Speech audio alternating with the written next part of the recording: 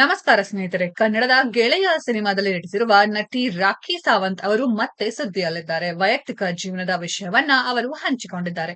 ರಾಖಿ ಸಾವಂತ್ ಅವರಿಗೆ ಪಾಕಿಸ್ತಾನದಿಂದ ಮದುವೆ ಪ್ರಪೋಸಲ್ ಬಂದಿದೆ. ಹಾಗಾಗಿ ಅವರು ಸಖತ್ ಖುಷಿಯಲ್ಲಿದ್ದಾರೆ. ನಾನು ಪಾಕಿಸ್ತಾನದ ಸೊಸೆಯಾಗುತ್ತೇನೆ ಎಂದು ಅವರು ಸಿಕ್ಕಾಪಟ್ಟೆ ಸಂತಸದಲ್ಲಿದ್ದಾರೆ. ಯಾವಾಗಲೂ ಕಿರಿಕ್ಗಳ ಮೂಲಕವೇ ರಾಖಿ ಸಾವಂತ್ ಅವರು ಸುದ್ದಿ ಆಗ್ತಾರೆ. ಈಗಾಗಲೇ ಅವರಿಗೆ 2 ಮದುವೆ ಆಗಿ ಮುರಿದು ಬಿದ್ದಿದೆ. 2019ರಲ್ಲಿ ಅವರು ರಿತೇಶ್ ಸಿಂಗ್ ಜೊತೆ ಮದುವೆ ಆಗಿದ್ದರು. 2022ರಲ್ಲಿ ವಿಚ್ಛೇದನ ಪಡೆದುಕೊಂಡರು. ಬಳಿಕ ಮೈಸೂರು ಮೂಲದ ಆದಿಲ್ ಖಾನ್ ಜೊತೆ ಮದುವೆ ನೆರವೇರಿತು. ಆ ಶಾದಿ ಕೂಡ ಕಿರಿಕ್ನಲ್ಲಿ ಅಂತ್ಯವಾಯಿತು.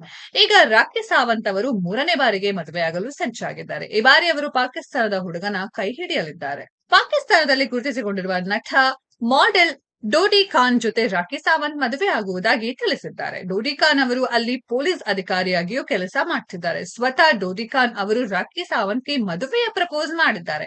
ಈ ವಿಡಿಯೋವನ್ನ ರಾಖಿ ಸಾವಂತ್ ಅವರು ಸೋಷಿಯಲ್ ಮೀಡಿಯಾದಲ್ಲಿ ಹಂಚಿಕೊಂಡಿದ್ದಾರೆ. ದಿಬ್ಬಣ ತೆಗೆದುಕೊಂಡು ಭಾರತಕ್ಕೆ ಬರಲೇ ಅಥವಾ ದುಬೈಗೆ ಬರಲೇ ಎಂದು ಡೋಡಿ ಖಾನ್ ಹೇಳಿದ್ದಾರೆ. ಅವರೇ ನನ್ನ ಪ್ರೀತಿ, ನಾವಿಬ್ಬರು ಒಬ್ಬರನ್ನೊಬ್ಬರು ಪ್ರೀತಿಸುತ್ತೇವೆ. ಅವರು ಪಾಕಿಸ್ತಾನದವರು, ನಾನು ಭಾರತದವಳು.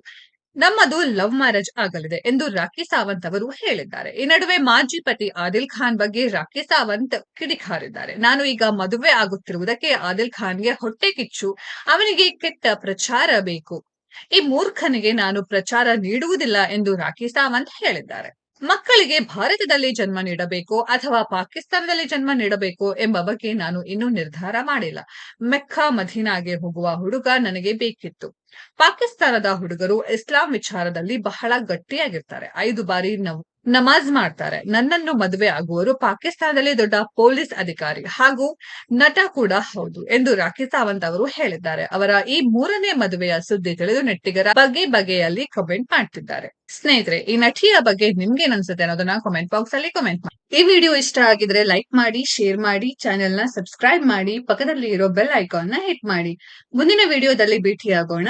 ಧನ್ಯವಾದಗಳು.